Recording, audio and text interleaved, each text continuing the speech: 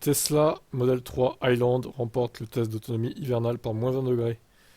Ah ouais, alors du coup, ils auraient pu faire le test à Chicago par moins 40. Quand vous avez vu, hein, tous, on en avait parlé sur cette chaîne que les Tesla étaient glacés, elles ne pouvaient pas se recharger du coup. Selon un test réalisé par le journal finlandais, au nom imprononçable, les véhicules électriques de Tesla comptent parmi les voitures électriques les plus performantes par temps glacial. Le WLTP en Europe, bon, c'est 23 degrés environ. Effectivement, c'est pas très représentatif l'hiver. Alors, pendant le test, c'était moins 20 degrés. Le test a impliqué 10 véhicules électriques. Il y avait donc la Model 3 Long Range de le moteur amélioré, version Highland, la Volkswagen ID7 Pro Elegance, BMW i5 iDrive 40, le BYD Dolphin Comfort, Hyundai Kona électrique le nouveau, et MG4 Luxury, entre autres. Le test du journal finlandais était assez simple. Chaque véhicule a été conduit jusqu'à ce qu'il ne puisse plus fonctionner. Selon la publication, le Kona électrique a fini par s'arrêter alors qu'il lui restait encore 7% de batterie. C'est bizarre ça. D'autres véhicules électriques comme la MG4 et la Volkswagen ID7 ont lancé des mesures d'économie d'énergie lorsque la batterie s'est épuisée, les véhicules coupant leur chauffage intérieur à 15 et 10% respectivement.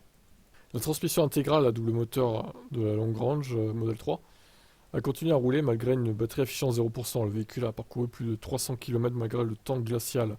Et même si son autonomie globale lors du test représentait une diminution notable par rapport à l'autonomie estimée de 629 km, il se démarquait néanmoins parmi ses pairs. En fin de compte, la Tesla Model 3 a remporté le test de conduite hivernale du journal finlandais pour ses performances globales.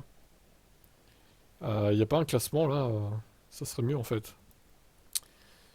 Attendez, j'essaie de trouver ça. Non, il n'y a pas. Il faudrait un tableau avec les kilomètres effectués en fait. C'est con de pas avoir fait ça. D'ailleurs, pourquoi ils disent finlandais, c'est suédois, je vois là. Je sais pas. Non, ça doit être un autre site suédois qui en parle du coup.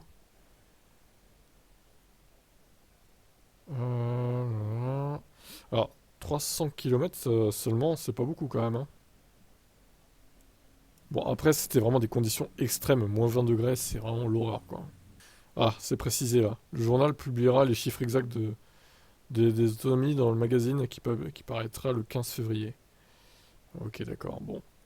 Bah, voilà, la source est là. On va y arriver à remonter la source.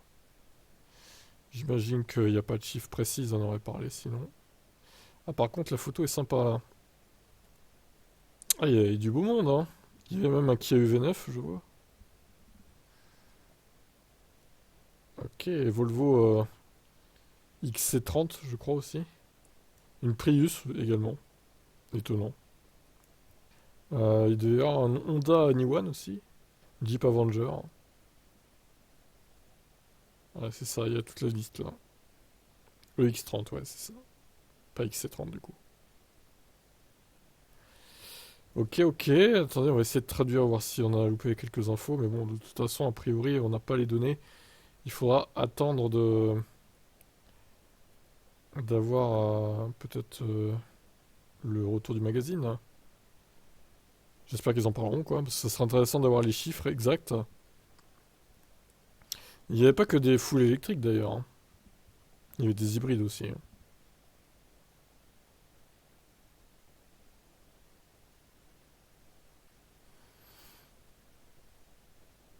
Putain, c'est hyper long leur truc là. Bon, bref, il n'y a pas de données, dommage. En tout cas, voilà, apparemment, la Model 3 s'en est mieux sortie. En même temps, sur le papier, c'est celle qui a le plus d'autonomie, normalement, donc logique, j'ai envie de dire. Qu'en pensez-vous?